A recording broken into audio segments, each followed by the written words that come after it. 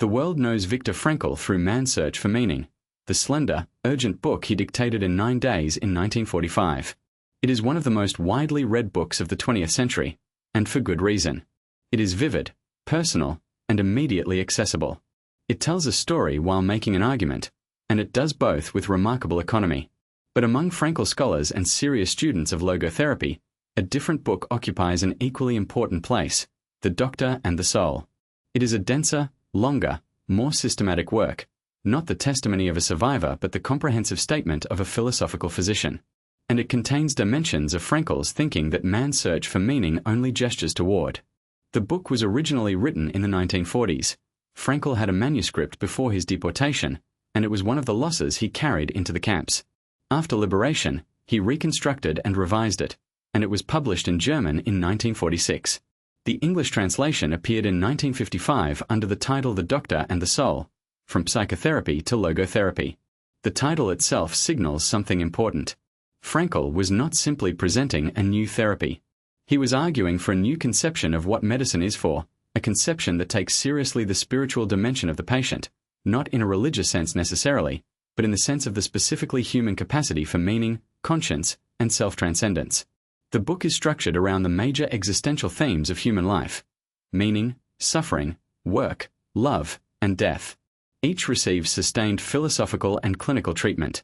Frankl's engagement with these themes is not superficial. He draws on Goethe, Dostoevsky, Kierkegaard, and Heidegger, but always in the service of clinical insight, always asking, what does this mean for how we treat actual patients in actual consulting rooms? On suffering, The Doctor and the Soul contains Frankl's most rigorous articulation of the idea that suffering, when it cannot be avoided, acquires meaning through the attitude the sufferer brings to it. He distinguishes this carefully from masochism or resignation. The meaning of chosen suffering is not the same as the meaning of unavoidable suffering.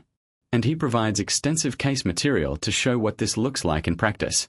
On work, Frankl argues that the meaning available through work is not primarily about achievement or recognition, but about contribution, about the sense that one's particular effort creates something of value that would not otherwise exist.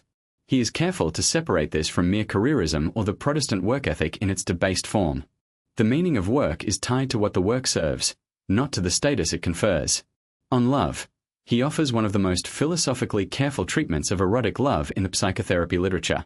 He distinguishes physical attraction, eros, and what he calls the highest form of love, the apprehension of the other person in their unique value, a kind of perception that sees the essence of the beloved rather than merely their surface characteristics.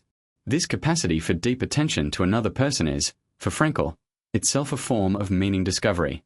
On death, The Doctor and the Soul argues that the finitude of life, far from making it meaningless, is precisely what gives it weight. If we lived forever, nothing would be urgent. The fact that each moment passes irrevocably, that each choice forecloses other choices, is what makes choosing seriously possible. Death is not the enemy of meaning. It is the condition that makes meaning necessary. For anyone who has found man's search for meaning transformative and wants to go deeper into the theoretical architecture of logotherapy, The Doctor and the Soul is indispensable. It is the sustained philosophical statement of which man's search for meaning is the vivid abbreviation. Subscribe to The Psychology of Viktor Frankl to explore more of his timeless ideas.